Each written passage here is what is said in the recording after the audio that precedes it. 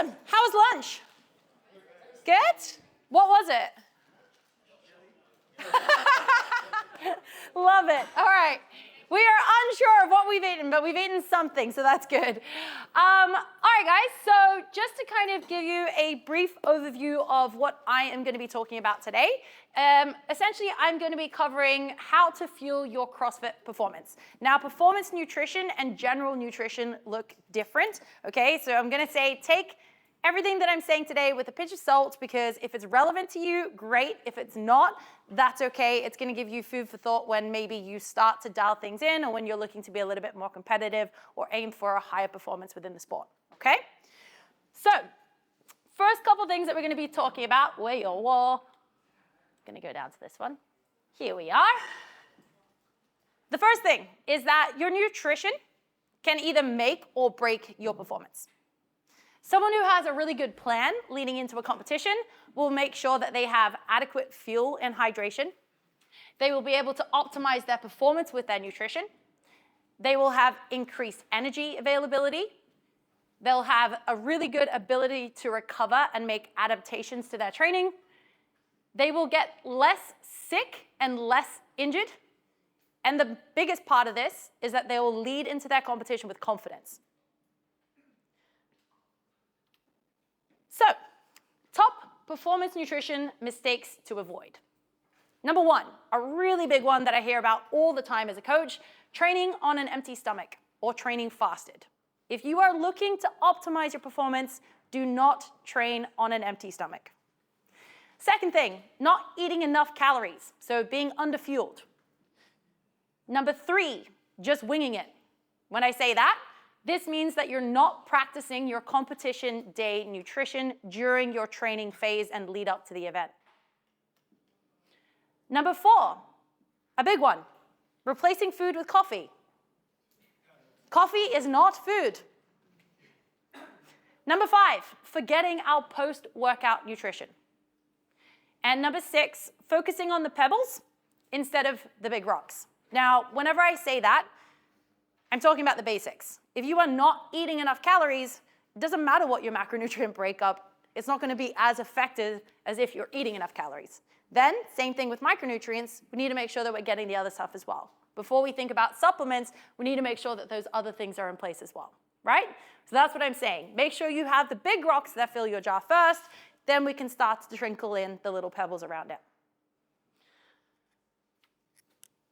So, my goal today is to teach you how to strategize and build a game day nutrition strategy.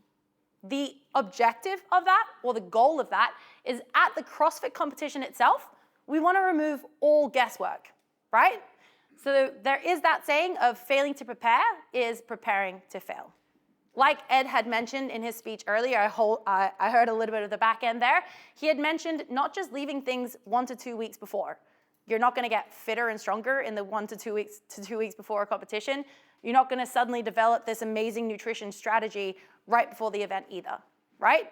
So think about this as preparing yourself for your competition or the event that you're working towards. Just like you would find a coach, or you would find a program, or you would start a peaking phase, you want to be doing the exact same thing with your nutrition. So that means reverse engineering. Has anyone ever heard the term reverse engineering? Couple of us maybe. So what that means is we start with the goal. The goal is the objective, the end goal, the destination, and we work backwards from there to figure out where we need to start. So ignore the amount of weeks. It doesn't really have too much of an influence on it. You guys can choose an amount of time that is appropriate for you, but I've just said 8 weeks as an example, okay? So where we start is here, week 1 and 2. This is going to be your opportunity to just have education and observation. It's about developing self-awareness. It's establishing your baseline, seeing what you're currently doing so that we can kind of make any adjustments that we need to as the weeks proceed. After that initial education and observation phase, you will then move into more of an experimental phase. So at the initial part of this, and this is further away from the competition, you're probably going to see that in your diet you have much more variety because we're still figuring out the things that do and don't work for us. As we're leading closer towards the competition, you're going to have maybe still some variety as you're still figuring out the final few pieces. Then we get to the phase right before we start to compete where we have our simulation. The simulation is not just to practice the events and just the training. It's also to put your nutrition into place with that as well. So by that stage, ideally, we don't really have any variety. We know the foods that work for us. We know what we're going to be doing on the day, what times we're eating, what types of food we're eating. We've prepped it. We've thought about it. And then if we need to, we don't always get simulations right. Sometimes when you guys do your workouts, you realize, actually, the strategy that I had in place for that, I'm going to tweak a few things here.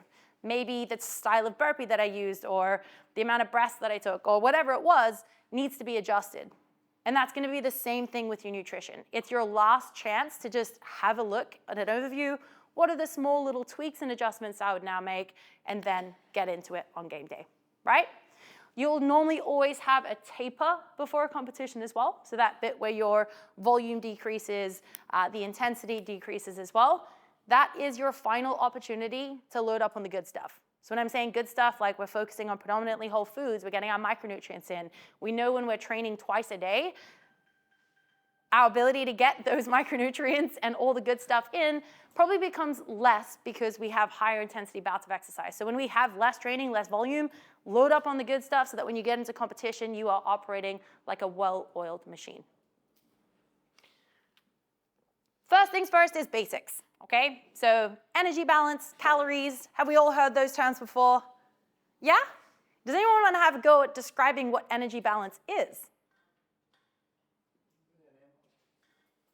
Could you say that again?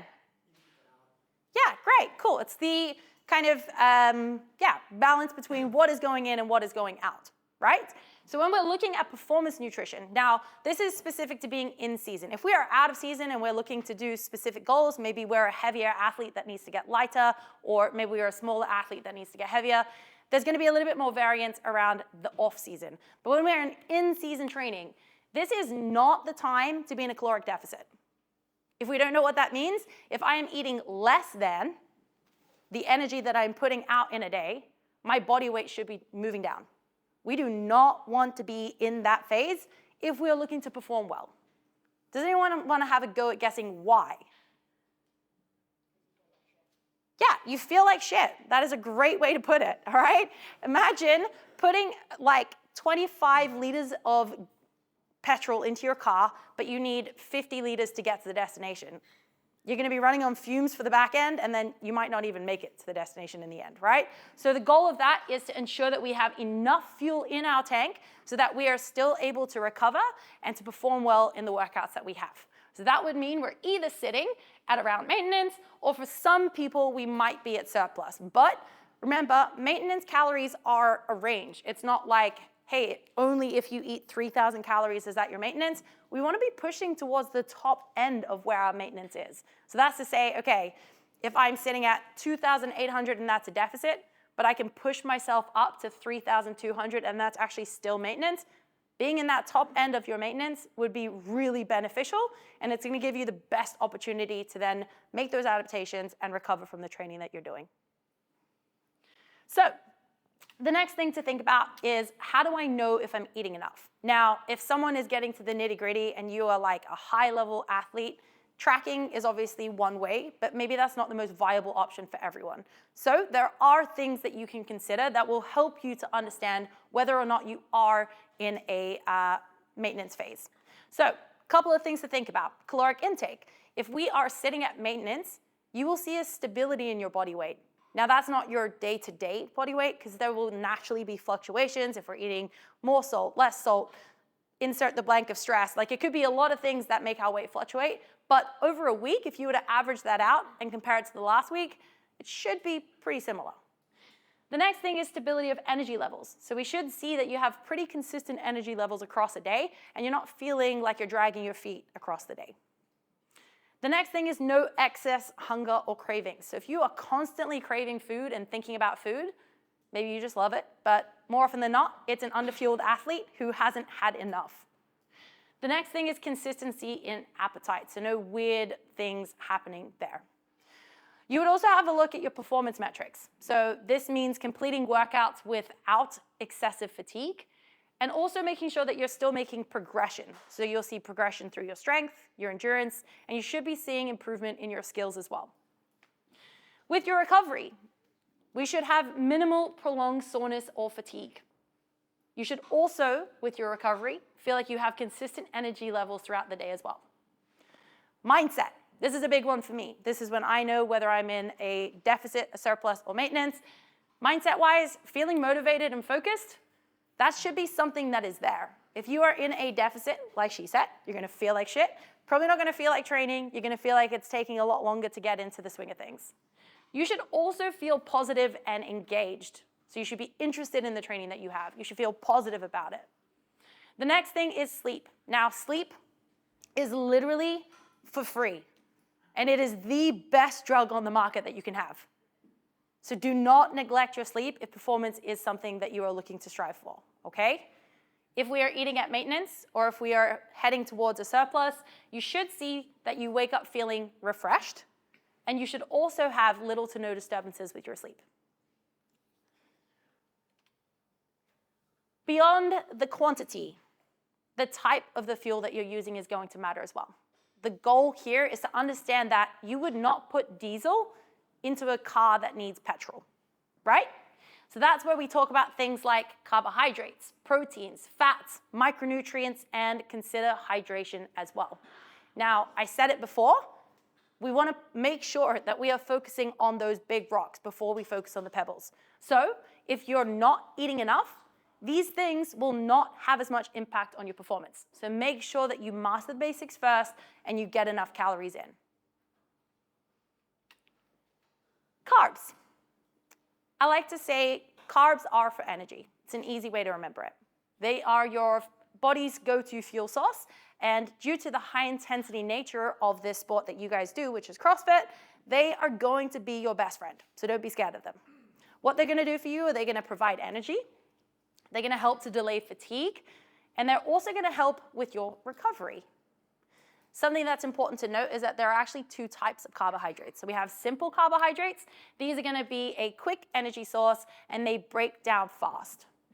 We also have complex carbohydrates, which are gonna provide sustained energy, and they break down a little bit more slowly. Now, in terms of simple and complex, I'm gonna leave it there, but we're gonna touch on it later when we start to talk about nutrient timing and performance-based nutrition, okay? Something to consider as well. Now, this is just a general guideline, but most CrossFit athletes sit between 2 to 3 grams of carbohydrate per pound of body weight. So that's to say, if I was a 200-pound male, I would be consuming anywhere from 400 to 600 grams of carbs per day. Next one we're gonna move on to is our protein. So for protein, we think of it as growth and recovery. It is essentially the building block of life. Things that it's gonna help with is it's gonna help to build and repair muscles. It's gonna help prevent muscle breakdown. It's gonna help with hormone production. It will also help with your immune function. And a really, really important one is it's gonna help to promote recovery. Now, there are a lot of things to think about when it comes to protein, so I tried to simplify it as much as possible. First things first, just like calories, the most important thing with protein is that we make sure that we're getting enough for the demand of the training that we do, right?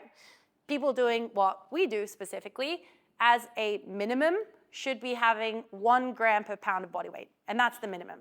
We could be pushing that up higher as well. The second consideration, now protein quantity will always be the biggest focus, but the second consideration is distribution. So does anyone know why we think about distribution? Sorry, what was that? Is it because your body needs time to absorb? Great one, I like that. It does need time to absorb protein for sure, depending on the type, but has anyone heard of muscle protein synthesis? Yeah? Cool. So in order to maximize that, we need to distribute our protein across a day a little bit more, okay? Specific timing is at the top of the tier, but actual distribution evenly across a day is also something you want to consider, especially as athletes as we're striving for performance. So those are the two main things I'm going to leave you with protein. But again, in terms of timing and the quantity and the type, we'll talk about it in a little bit. The next thing is fats. Now, fats are for health, okay? They're crucial, but they definitely have their time and place, and they are probably not what we're really gonna focus on around training, but they are definitely something that we need to see in your intake. Now, for most people who eat more of a balanced style of intake, most people sit between 20 to 35% of fat in their intake. Some higher intensity or people who train more frequently, so athletes who are training maybe 3 times a day, you're probably gonna see that their fat intake is a little bit lower. Main reason, and we'll get into this a little bit later as well, but essentially fats are gonna slow down the absorption of other stuff. And if we're training 3 times a day and we're trying to get enough nutrition in, putting that into it is gonna slow down the absorption of the other stuff that we need. But it's still important to have, and here's why. It helps with our hormone production, it promotes joint health, it's required for nutrient absorption. So some things are fat soluble, meaning they need the presence of fat to be able to be absorbed. And then it also is going to help us with our recovery. Hydration. Hydration is something that we often forget about, but it is a crucial part of optimizing our performance. Nearly every single function that our body does requires water. Our brains are made of water, our muscles are made of water, our bones are made of water. So water is important. With this, it's gonna regulate your body temperature. It helps to maintain electrolyte and fluid balance. It's gonna help to reduce fatigue, and it's also going to aid in the delivery and absorption of nutrients, which again, if we're trying to perform, is gonna be really important. There are so many guidelines of what we should be thinking about when it comes to hydration, but I've kind of given you 4 simple things to think about. Number 1 is start your day by getting fluids in early. So start with hydration, okay? The second thing is to monitor your urine color. So we know that having more of a pale urine color is indication of hydration, but there are also caveats that if we live in a hot, humid, or dry climate, we need to make sure that we are reestablishing balance of electrolytes. So that would mean having some sort of supplement. And then if you are sweating a lot, or you've lost a lot of water weight in an event, make sure that you are trying to drink around 475 to 600 mils per pound of body weight lost. Moving beyond hydration is micronutrients. This is kind of like your health insurance policy, all right? Something that is super important to get in. It might be small, but they are really mighty. Something I like to tell my nutrition clients that I work with is that, yeah, okay, micronutrients is small, but all it takes is a spark to start a fire. With these, they're gonna help convert food to energy. They're gonna help to strengthen your immune system.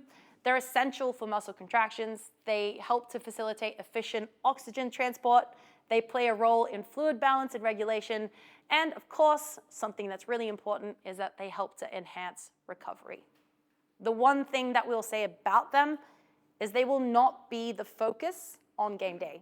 Because on game day, the game day nutrition won't necessarily focus on quality, and we'll talk about that why, but essentially nerves, stress, all of the things that come with the competition sometimes don't enable us to process all the micronutrients. So this is why in training phases leading up to it, we're making sure we're getting our insurance policy on game day, 1 day, 2 days, 3 days, not gonna kill you if we don't have them, okay?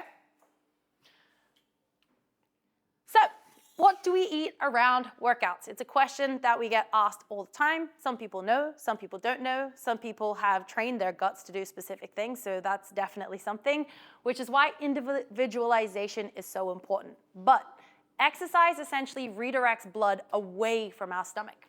What this is gonna do is it's gonna slow down digestion and motility, and this will therefore influence nutrient absorption and utilization. So we have 2 different systems in which we operate. We got our sympathetic nervous system and a parasympathetic nervous system. This is the difference between fight or flight and freeze, or rest and digest. Does anyone know the difference between those 2? Which one is the stress response? Fight or flight, great, okay, we do. Perfect. So fight or flight is our stress response. Rest and digest is the more chilled Zen zone, right? So when we are working out, we're in that fight or flight stage, and then when we're not, further away from competing or further away from the workouts, we're going to be sitting in that rest and digest state, which is the best for when we can start to optimize what's going into our bodies. So what that looks like here in terms of nutrient timing is the closer towards an event or a workout or a training session that we're doing, the more simple something needs to be that we're consuming. The further away we get from that training session or workout, the more complex that can be. So if we go through the different time ranges that I've set, I've kind of given a rough guideline of the composition of the meal that you would see, but something that is closer to 30 minutes. So 30 minutes or closer to your event, we're looking to have things that are liquid-based. So we call this kind of like pre-digested food, right? So simple liquid-based foods, it should be carb-rich. Now with the carbohydrate source, we spoke about simple versus complex. It'll be simple carbohydrates, so very low fiber. We would consider having our electrolytes and fluids. We would move away from having fat, just because it's going to slow down the absorption and the digestion, and then we would have pre-digested protein. As we move slightly further away from a workout, somewhere between 1 to 2 hours, we still want things to be easy to digest. So we could have carb-rich meals here, but still considering low fiber, having pre-digested protein and still wanting it to be pretty low in fat. As we start to move a bit further, we can now have a little bit more nutrient-dense, balanced meals. So we can think about having things like lean proteins. We can have carbs. It can be a mixture of simple and complex. We can have a little bit more fat, but we're still looking to keep fiber low at this point. And then as soon as it gets beyond 3 hours, that's where we can have all cuts of protein, complex carbohydrates, higher fat, higher fiber. Does that make sense? Awesome. So, understanding why for each of these things. Now, for carbohydrates, carbs are going to replenish your glycogen stores. So that is something we want to do. The simple options require less processing and conversion into ready, available, usable energy for our bodies. The why for the protein is actually something that is really hard for our body to digest. So it's really great because it helps with satiety. So generally speaking, people who have fat loss diets have higher protein intakes for that very reason. But in the sport of CrossFit or in the context of performance nutrition, we want to get our protein in because we know it's important, but we need to get it in a way that it's going to be absorbed. So that is why we want quicker sources available near workouts, because it's going to allow for the rapid availability of the aminos that we need to get in. Fats and fiber. I kind of categorized these together, otherwise I would have had a million slides. But fats, like I've spoken about earlier, they slow down the release of glycogen.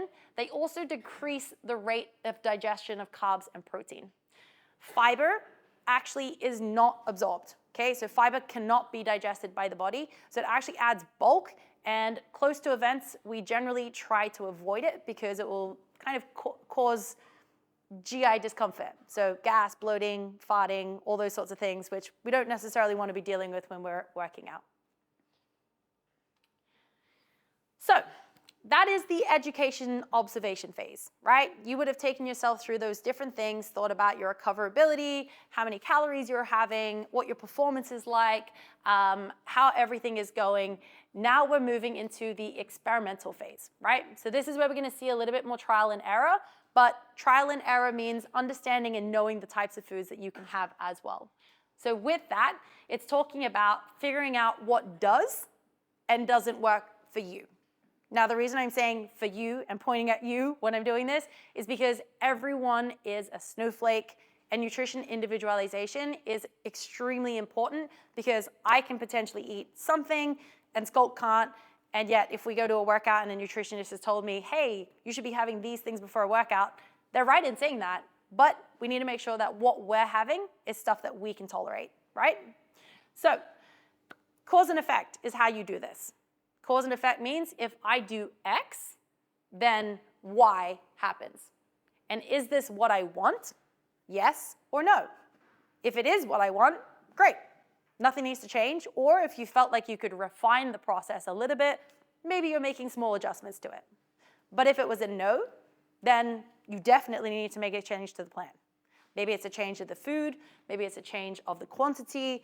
I'm not too sure, but something would need to change. So we have different contexts that we're going to have a look at, and that's just the time of training. Now, training nutrition versus competing nutrition will look a little bit different because we don't want to just avoid micronutrients and make sure that we're just hitting the total calories, because unfortunately, the whole thing of if it just fits your macros, it's a great principle to run by, but if we're trying to optimize performance, we need to ensure that we're getting good quality things in. So for training nutrition, we're going to be thinking about a few different things. Early morning workout, like I said before, we don't want to train fasted. So make sure that you're getting something in. Now, for this meal, I've had people tell me there is no way they can have anything before they start because it makes them feel sick. You can train it. You can make yourself have something. If it starts off, for now, as like one Haribo jelly, that's fine, okay? If it's half a banana, a quarter banana, if it's a sip of a Gatorade, whatever it is, you can eventually train yourself to have a little bit more to optimize your performance and get the most out of your session. But that's pretty much the composition going to be simple carbohydrates. It can be fruit, sports drinks, honey or jam, sandwiches, baby food, cyclic dextrin. Get creative, find things that you like, but that's kind of the goal. If you are someone who is training in a lunchtime workout, your composition of your meals would look a little different. You're probably someone who's going to have time for a more balanced breakfast. So in your breakfast, you're going to have your proteins, your fats, your carbs, probably some fiber as well. Then if you wanted to, this isn't optional, you could have a snack. So the snack would be something that would be simple and complex carbohydrates combined. You could have a think about having a pre-digested or something that's pretty lean for your protein, but you would try to keep the fiber low here, right? So an example of that would be low-fat Greek yogurt and half a protein scoop with some fruit. Then, leading into your workout, you might have a pre-workout snack, but again, those two are interchangeable. If you had an optional snack, maybe that's enough and you actually feel pretty good by the time you get to your workout. Or if you know in your workout you tend to get a little hungry, maybe you're just taking that drink to sip on during it. If you're training in the late afternoon, then you would have your balanced breakfast. You could then have a snack. You could then have a lunch that is pretty balanced, but focusing still on having some low fiber. And then if you needed that optional snack before you did your workout, you could do it. Or again, you could just be sipping on something during training. The final one here is an evening workout. So an evening workout gives you the most time to have food during the day. And we know that the workout is going to happen at the later end of the day. So get most of the good stuff done at the beginning of the day. Lead into simplicity before your training, and then post-workout, you can maybe consider having another meal as well. That is all kind of talking about just what we're doing leading into workouts, okay? Post-workout nutrition is going to be something that is extremely important for most people, especially if we are training more than once a day. Questions you would ask yourself whether or not having a post-workout shake was relevant would be, when was your last meal? So if you ate within like a 90-minute window to 2-hour window, but then your training session is 3 hours, that's going to be 5 hours, right? So we need to make sure that we're getting something after that point. But if you've eaten 90 minutes to 2 hours before, but your workout was only 20 minutes, and then it's now still within the anabolic window, you could maybe wait off a little. You don't need to have it straight away, but having something eventually is something that I want you to focus on. So post-workout nutrition is something we should be having. In terms of what we would have in those instances, the closer it is, the simpler it is. But this time we're making sure that we're getting some pre-digested protein in there, okay? Later on, you're able to make it a little bit more complex, but we'd still think about making it easy to digest. It would have low fiber. It would still have our pre-digested protein. It would still have carbohydrates, but it would have low fat as well. Does that make sense for everyone? I feel like I'm just saying a lot of words right now. Cool. Blank stares, blank stares. So now that we understand all the things that we can and can't have, we've been through our trial and error phase, we've been through our observation phase, we're much more clued on.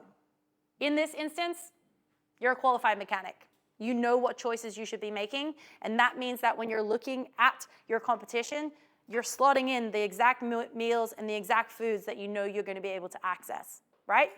Generally speaking, most CrossFitters or most people build a routine for the way that they do a lift. They build a routine for visualization or the things leading into events.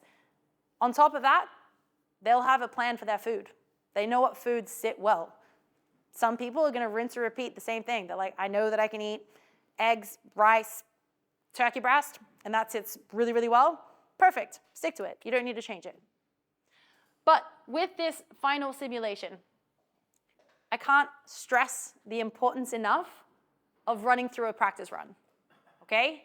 In this practice run, it is not the time to try something new and be like, oh, I saw Ed having this random shake that I've never had before. Don't do it, okay? If you stick to a normal type and a normal brand that you would use for every other training session, don't suddenly try and use your best friend's one over here because you don't know if it sits well in your guts. So don't try something new, stick to what you know.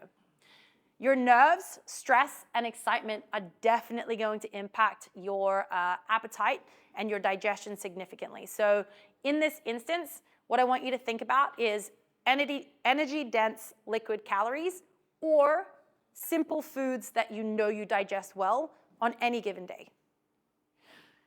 Don't be afraid, and this is a huge thing that we see, don't be afraid to include less healthy options.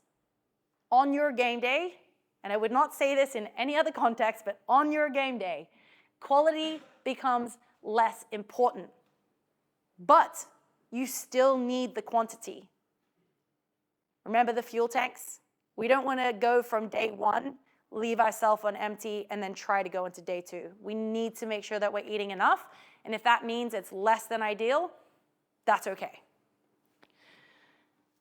The next thing to think about when you are doing your competitions is to plan to have your largest meal in your biggest gap. So largest meal in your biggest gap.